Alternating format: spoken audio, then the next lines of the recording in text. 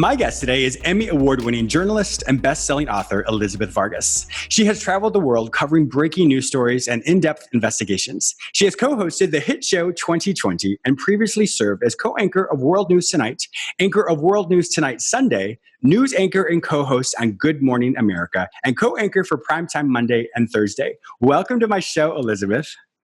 Thank you. It's great to be with you. I am really looking forward to this. We had a great pre-call, and so I'm so excited to hear your story and everything that you've done in your life. With that, I had asked you earlier, when you hear the accolades and how people introduce you, what's the reflection that you have versus today versus who you were before? Well, I look back on that and it's like, oh yeah, whatever. I mean, Yeah. if you were to ask me to go back and look at what the high points of my life were, they aren't the career moments, the promotions. Don't get me wrong. I have moments during my career that are, indelibly part of my memory. I can still smell what the air smelled like in Iraq, and feel, how the humidity wrapped my body like a wet blanket when I was in the jungles in Cambodia, doing a story on baby trafficking. Oh my gosh, so wow. I have lots of those very, Sure. indelible memories. But, the high points of my life were the days I gave birth to my two children, or, just being sober and present in my life every day today. I mean, it's funny. It's true when they say, on your deathbed, you don't wish you spent more time in the office, because it's all distilled. What's really important is right there in front of you. And I do feel like I have a good perspective on what's really important. Yeah, because I think it goes back to a really good, an interesting point is, in life, we have so many labels. So I'm James, I'm a psychotherapist, I'm a radio host, I'm this, I'm that. And so I have so many different labels that I live in every moment. But to really have the understanding of, those may be my presentation, but strip all that away and this is who I am. And so I think that's kind of what you're saying as well. You have a lot of experiences, but when you truly reflect on you as a person, and those roles that you play are roles, but the core of who you are is what you really focus on. And I think it's a beautiful thing for all of us to remember that life events are events. They're not who we are unless we want them to be.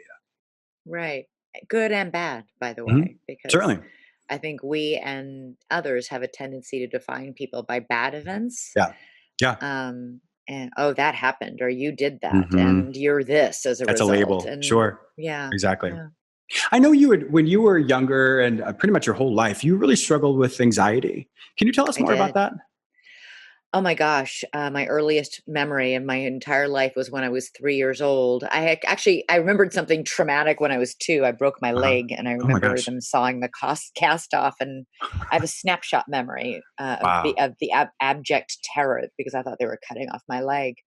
But my earliest memory was a year later in Japan when I was 3, and it was a memory of panic. I Really? had the hiccups and I couldn't make them stop, and I was utterly panicked about it. Like, I didn't understand why I couldn't control my body. So if that's not an Wow. anxious kid, I Yeah. don't know what is. Exactly. And Wow. when I was 6, my dad went away to Vietnam for a year, and I had panic attacks every single day that he was away. So Yeah. it's I've struggled with anxiety my entire life.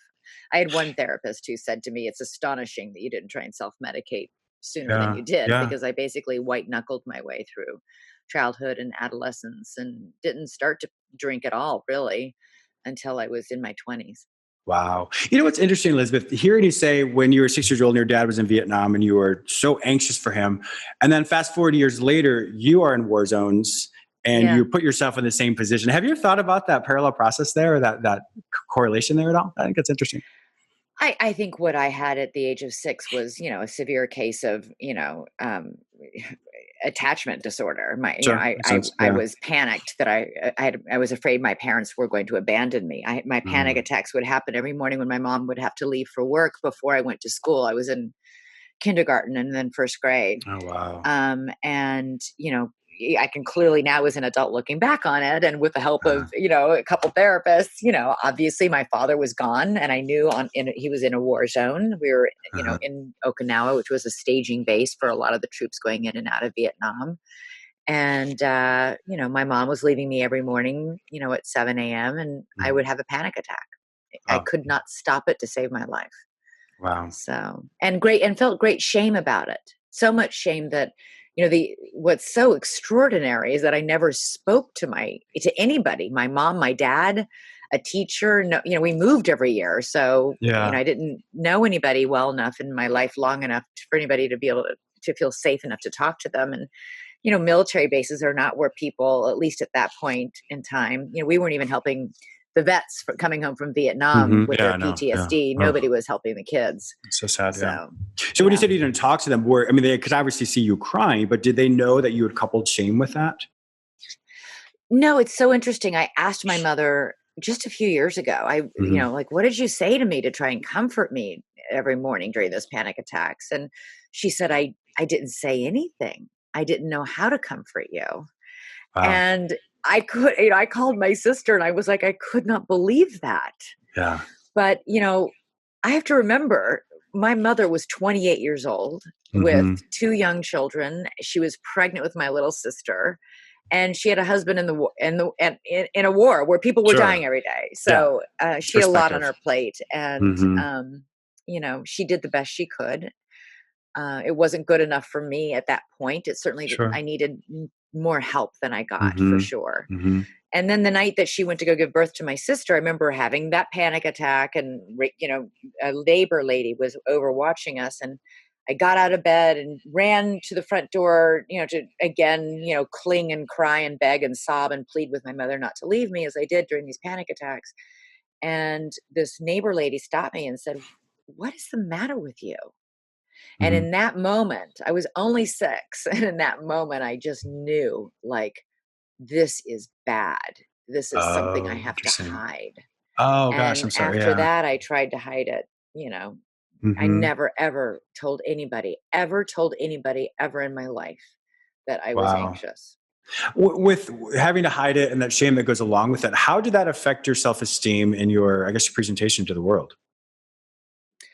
Oh, well, I was tremendously insecure as that was part of the lovely part of when I did finally pick up Sure. alcohol, which for me was wine. I could the raging insecurity could calm down a little bit and go into Yeah. a quiet corner someplace.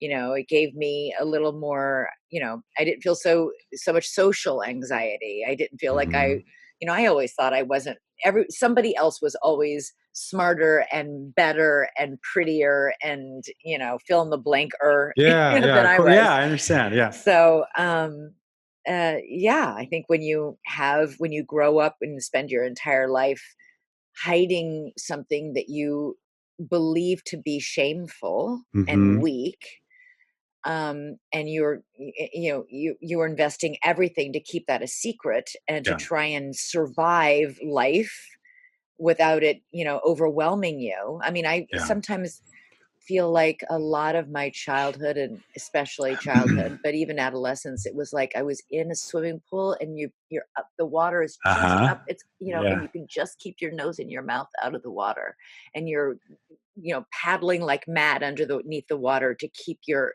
like, it took all of my energy to I can't just imagine. be, Yeah. to Well, be and to keep that hidden. yeah. Yeah. Exactly. When you think of your younger version of self, because I know anxiety is a process and it's a continual opportunity to practice not feeling anxious. But when you think back on that younger version of yourself, what would you say to her? The one who was always so anxious and had all that shame that was attached to it. That you're enough, Yeah. that you're not the only one who feels this way, Hmm. and you're smart enough and you're good Yeah. enough and you're enough, Hmm. the things I say to my 2 kids all the time, which Hmm. is, work very hard and do your very best and Yes. let go of the rest. Yeah. I You like that. can't control everything, Uh-huh. and it will be okay. I think that's all I really wanted all my life, was someone to, Hmm. say it's going to be okay. Yeah. Um, so that's what I would say to my younger Yeah. self. And now you're It'll able be to tell okay. yourself that now. Yes, That's but beautiful. sometimes it's a daily thing. Yeah. I So get spun up in anxiety and worry. I mean, my God, especially I recently did a talk for this group Monument, and somebody asked me, like, how do I stop feeling anxious when I turn on the news? And I said, for God's sake, we all feel anxious when we turn on the news. So turn on the news. It's a bad time right now. There's a lot to feel anxious about. Every time, life is like layered over with, is this going to make me sick? Am I going to make people I love sick? And how am I going to pay my rent? When am I going to start working again? It is hard right now. On multiple areas of one's life. I mean, we're affected. We really are. It's really overwhelming for people. Very overwhelming. And I think, the first step to dealing with that is acknowledging, hey, it's hard, and you're not the only one, and you have to have faith that, I'm going to do my very best. As a friend of mine said, chop wood, carry water. Do whatever you need to do. You have to do. Boil it down. No, I like that. And it also goes back to whatever the healthy things you have to do to survive and provide for your family. It doesn't mean that's who you are. It doesn't mean it's always permanent. It just means the snapshot of life right now is what you're going to do. And your life is going to be different once things settle down. And so there is that awareness that when we emotionally forecast something to say, this is how life is always going to be, it causes us to get lost in that, oh my gosh, I was this and now I'm that.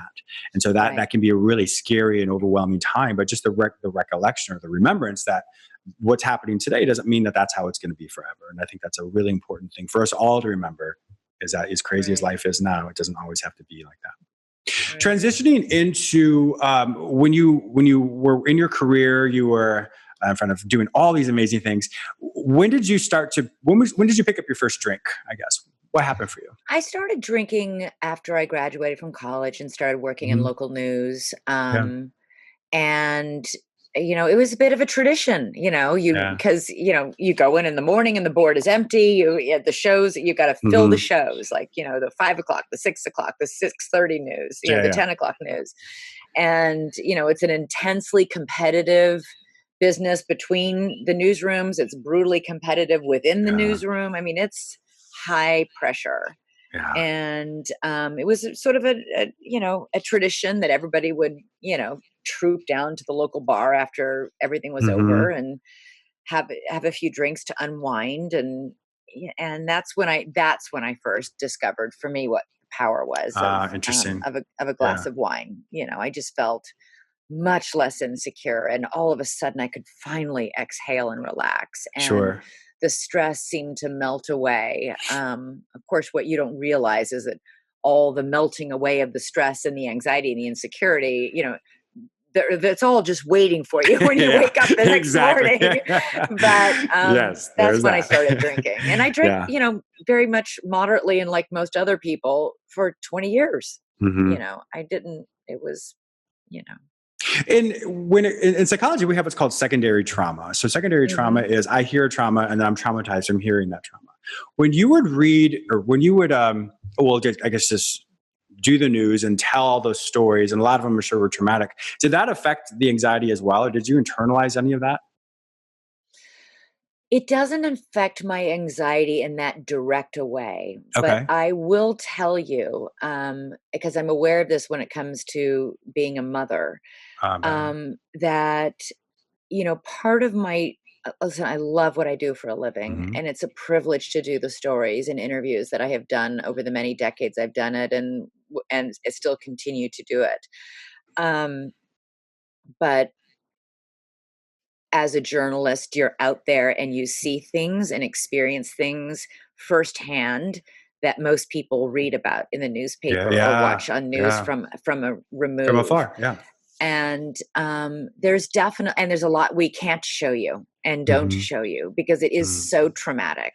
Oh gosh. And there have been times in my career where, when I worked at ABC News or NBC News, those networks offered counseling and therapists to correspondents who, for example, covered the Sandy Hook Elementary School shooting with all those, tiny children, killed. It can be almost too much to bear sometimes. What you're left with is the very, very real understanding that bad things can and do happen in this world. And and you see them and experience them. And it can be difficult sometimes to process that. What it does for me, sadly, that I have to check and watch is feeds that sort of catastrophic thinking. Yeah. Because, there isn't this part of my brain that says, well, that can't happen. Because actually I've seen just about everything happen. Yeah, And, I'm sure. and experienced that. And I've been in so many war zones, and I've been in the slums in India and seen the way people lived and held, tiny babies who were dying of starvation in my arms. It can be almost too much. Yeah. Yeah. Because it's so And big, and I'm one person. What do I do? How do I help? And it just seems to be incredibly overwhelming to have well, a in that visceral case, I feel, experience. yeah, but I help by telling that That's story, fair. That's because true. our stories can Yeah. spur people to action. Initiative. I'm talking more just about the mark it leaves on you, Sure. Yeah. Yeah. and how, as an anxious child who grew up always fearing the worst, that my parents would die and be taken from me because of what happened with my dad going away to war. What being a journalist has shown me is that sometimes the worst really does happen, and Wow. I have witnessed it. So you have to, that's a different sort of, you have to come to grips with that. Like, okay, bad things happen. Yeah. Bad There things is happen to evil in the good world. people, Yeah. or who don't deserve it. And it really, and therefore, you know, be grateful for this, precious For the moment you gift of have. a life. Exactly. Yeah. Yeah. Yeah. Exactly. When you started drinking and you picked up your first glass of wine, and you said you were able to moderate it for 20 years, when did you finally realize that you were having a problem or struggle with that? Oh, well, that there wasn't a one single moment. I wish there Mm-hmm. were. Sure. And then I wish I, said, "Oh, I'm gonna fix this," but I didn't. And I think that's a struggle Um, for a lot of people. They don't realize the yeah, severity of it, or it's at a distance. The knowledge is at a distance. They recognize it, but it can't be that. right. Why would it be that? Well, listen, I didn't think I knew anybody else who was an alcoholic, Sure. because that was completely false. I knew a lot of people who were, struggling with addiction or in recovery. I just didn't, they don't talk about it, which, Yeah. so I didn't know who they were, which sadly, it would have helped me maybe in Yeah. some Yeah. small way to know that there were other people like me out there. I thought very, ridiculously, that I was singularly unique. Um, and I just couldn't fathom putting down this crutch. I had finally found something that helped me with my anxiety and my Yeah. stress. And and I was using a crutch in this Band-Aid solution rather than dealing with the actual, issue of my anxiety and confronting it head on, which is what you need to do. Is Mm-hmm. stop running away from it. It's like Yeah. you stop running, turn around and look at it. Yeah. Study it. Yeah. Understand it's just a feeling.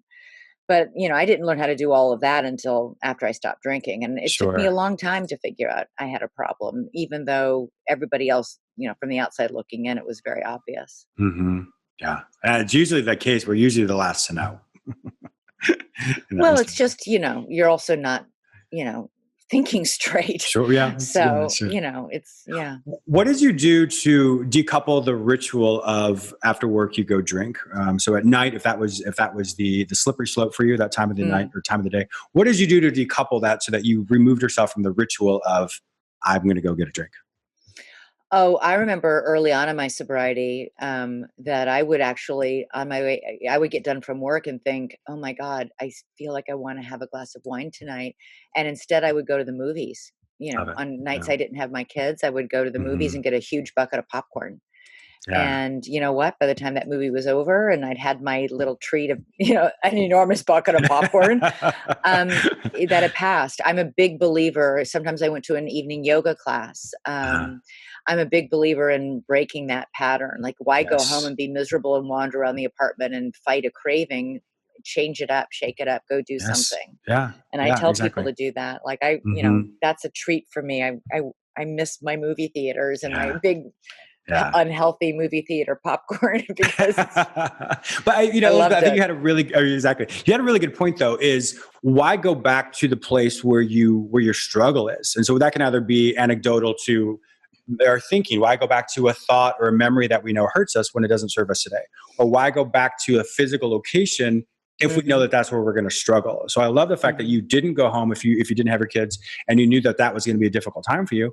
My gosh, why not go to the movies? Why not go Yeah. to a yoga place? So to physically remove yourself from the actual location, it doesn't allow for your mind and your body to go on autopilot to go to wherever the bottle of wine may be. And so I think that's a Right. really And healthy I tell technique. people in early sobriety that, you be gentle with yourself. Mhm. Do something nice for yourself. Go get Yeah. you know, if it's not go to a movie, go get a manicure, an evening manicure. Go get, Hmm. meet a friend for, a walk in the park. I mean, Yeah. it's really important when you're trying to, because if you remember, most people who drink destructively aren't drinking to feel good. They're drinking to not feel To something not feel. else. Yeah. So, normal drinkers go out and have a couple glasses of something at a Hmm. party or a restaurant to feel good.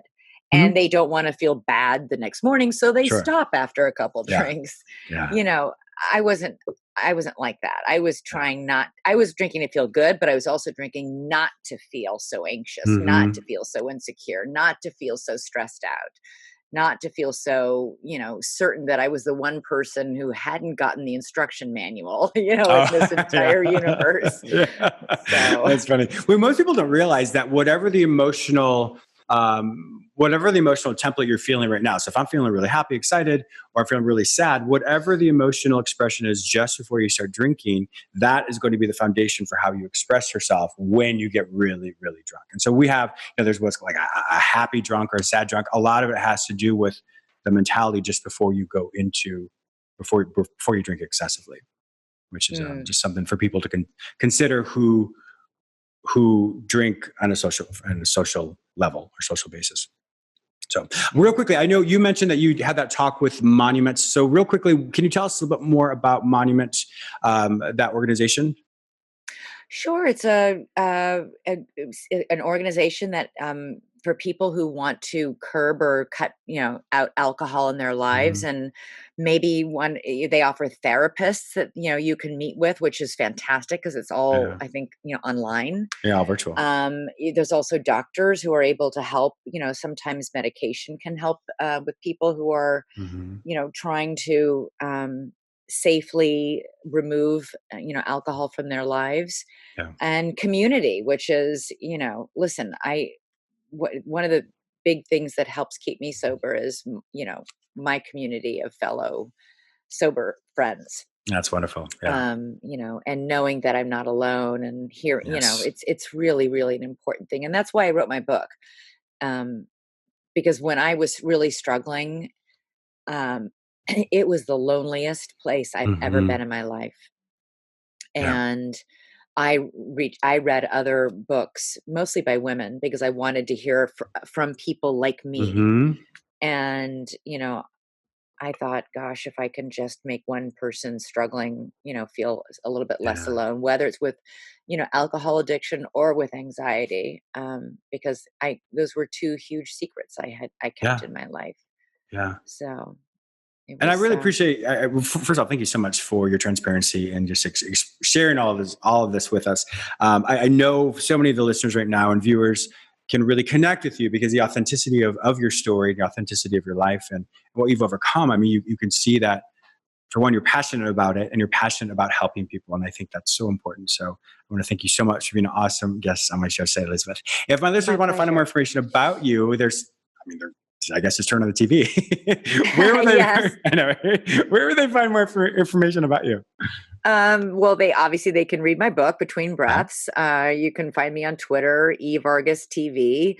I also actually have a podcast. I'm on the There we board of go. directors for the Partnership to End Addiction, and we have a brand new podcast that I'm hosting that's coming out at the end of October. It's amazing. So, You can find that as well. And I have a new show that I'll be announcing in a few months. So I'll be Congratulations. lots of stuff going on. So wonderful. Congratulations. yeah, Well, Elizabeth Vargas, you. thank you so much for being an awesome guest on my show. I really appreciate it.